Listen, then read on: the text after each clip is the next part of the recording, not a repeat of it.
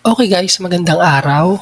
Ako si Kuya Mon at, ngayon pag-uusapan natin ulit kung papaano ba tayo kikita sa pagtatrabaho online katulad ng ginagawa ko. So sa ngayon, ang nakikita niyo sa screen ay ang aking profile na ginawa sa platform na kung tawagin ay linkedin.com. Isa siya sa mga social media platforms na kahanay ng Facebook, Instagram, Twitter, YouTube at marami pang iba. Dito sa LinkedIn, syempre iba ito dun sa mga platforms na binanggit ko. Iba ito sa Facebook, iba ito sa Twitter, iba ito sa YouTube. Kasi bawat social media platforms ay may iba't ibang gamit. Dito sa linkedin.com, dito gagawa ka ng profile na magsisilbing resume mo or sabihin nating biodata. Yan. Dito mo ilalagay yung mga information about sa'yo. Yan. So, dito sa nakikita nyo sa akin, i-highlight ko lang yung tungkol sa trabaho ko.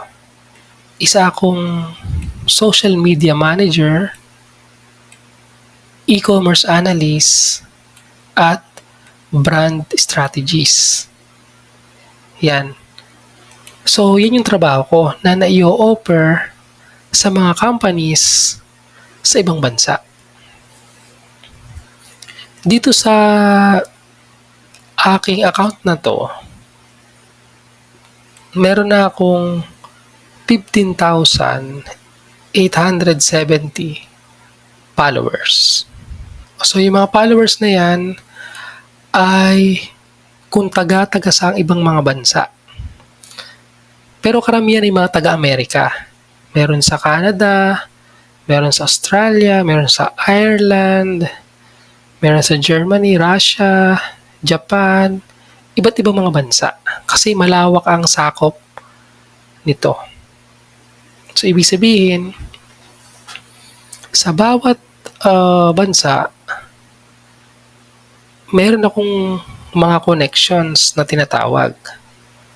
Yan. So, yung mga followers na ito, ang karamihan sa kanila ay mga CEOs, mga business owners, or may-ari ng mga malalaking businesses or may-ari ng mga malalaking companies sa ibang mga bansa. Ayan. So, ibig sabihin, malaking opportunity na makapagtrabaho sa kanila. Okay. Pero, hindi ito yung ating tatalakayin ngayon. Ituturo ko sa inyo kung ano yung isa sa ginagawa ko para makakuha ako ng client o sabihin na nating makakontak ako ng taga-ibang bansa na kumpanya para pagtrabahuan ko. So, yun ay tuturo ko sa inyo. Paano ko ba ginagawa yun? Paano ba ako nakakapagtrabaho sa ibang bansa? Ngayong nandito lang naman ako sa bahay. Di ba? Wala naman ako doon, pero nandito lang ako. Pero, kumikita ako. So, yun ang ating pag-uusapan ngayon. Kaya pakisuyo, tapusin mo ang video na to at pakinggang mabuti. At kung meron kang gustong tulungan, pwede mong ibahagi sa kanila ang video na to. Okay? Simulan na natin. Okay, so ngayon, gusto kong magtrabaho sa ibang company. So let's say, ito kasi nakaraang araw, naiisip ko yung bag. Kaya sabi ko, parang gusto kong bumili ng bag. Ibang bag naman, ganyan. So sabi ko, ano kaya kung maghanap ako online na mga, let's say companies na gumagawa ng bag or nagbebenta ng bag.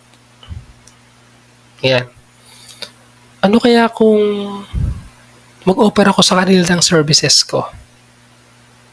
Di ba isa akong social media manager, isa rin akong e-commerce analyst and brand strategist.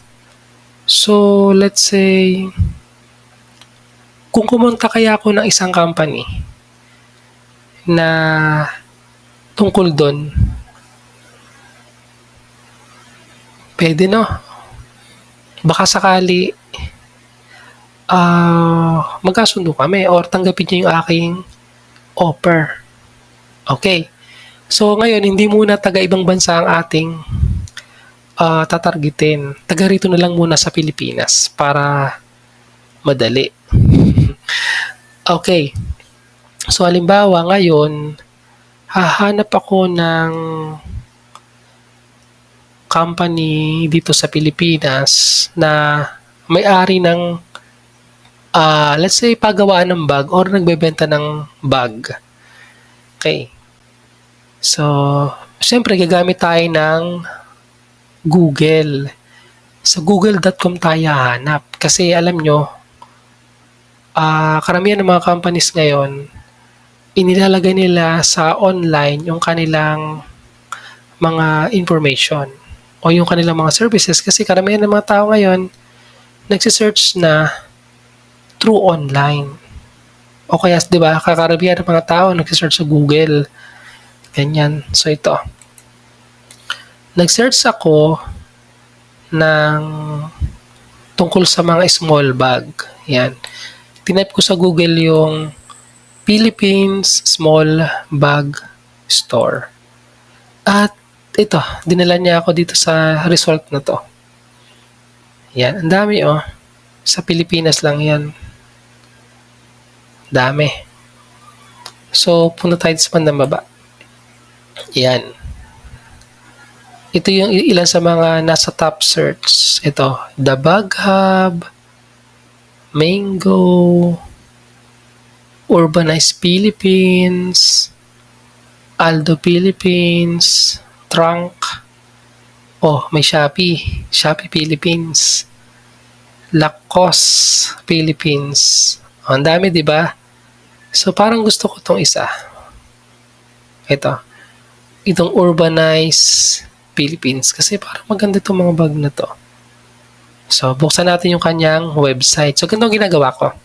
Binubuksan ko yung website nila. Yan. Siyempre, chinecheck ko yung mga website. Kita nyo, di ba? Kanina nag-iisip lang ako na gusto ko bumili ng bag ngayon. Gusto ko nang gawin, mag-apply na sa kanila.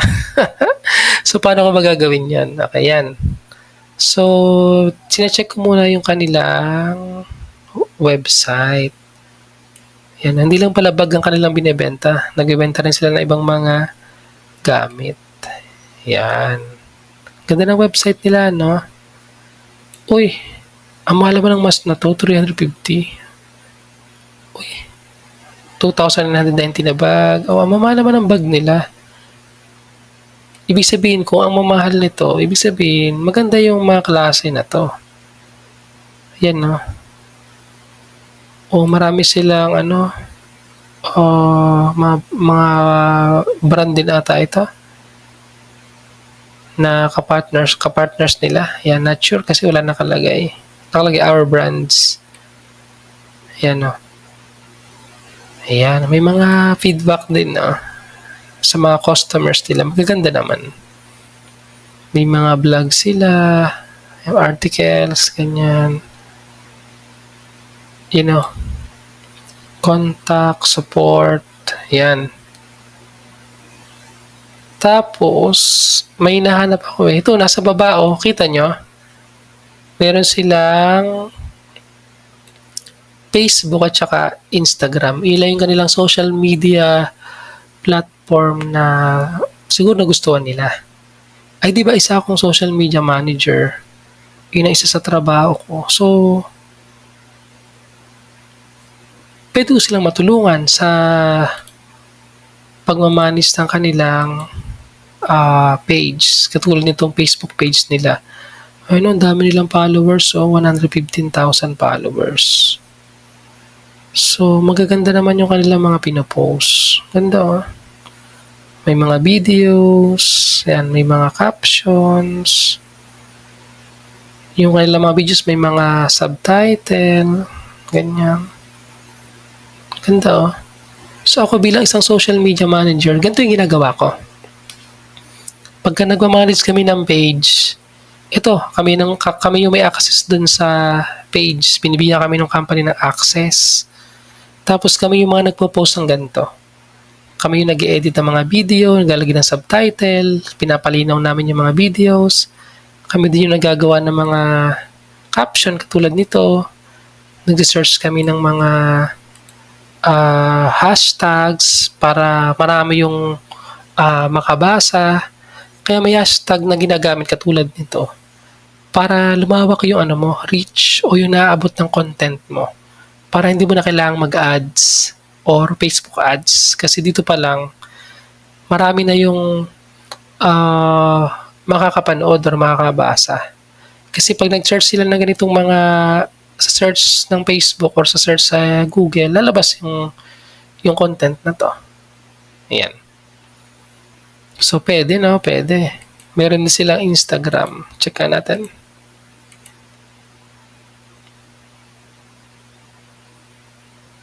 Oh, 10.2k followers. Oh, yan, no? May mga pinapost silang mga content, mga short videos, tapos mga ganito. Ayan, nagagawa din ako ng mga ganito. Ayan. Kaso wala silang engagement to. Ayan ito. Ayan. Isa sa trabaho ng isang social media manager, magawa ng mga ganito mga posts. Ayan. Pwede ako magtrabaho dito. Ayan. Oh, magaganda na kanila mga ginagawa. Kaya ko din gawin yan. Ginagawa ko din yan. Tapos, binanggit ko kanina na isa rin akong e-commerce analyst.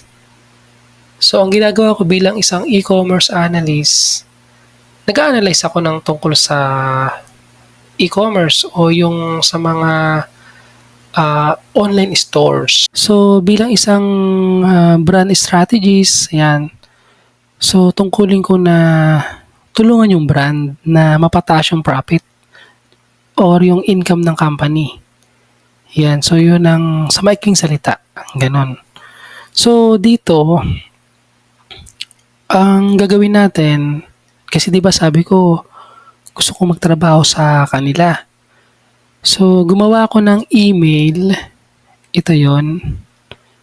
Yan. Email para isend sa kanila. Yan. So, nakalagay dito yung nagpakilala ako. Nakalagay dito yung skills ko. Tapos ano yung kaya kong i-offer sa kanila, itulong. Ito, naka-highlight na dito.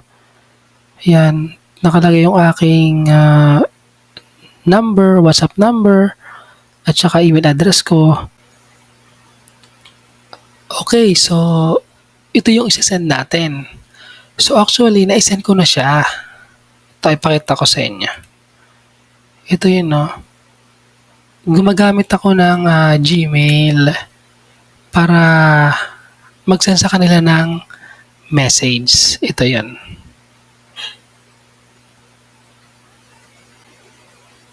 Ayun guys, ganun. Yun ang ginagawa ko.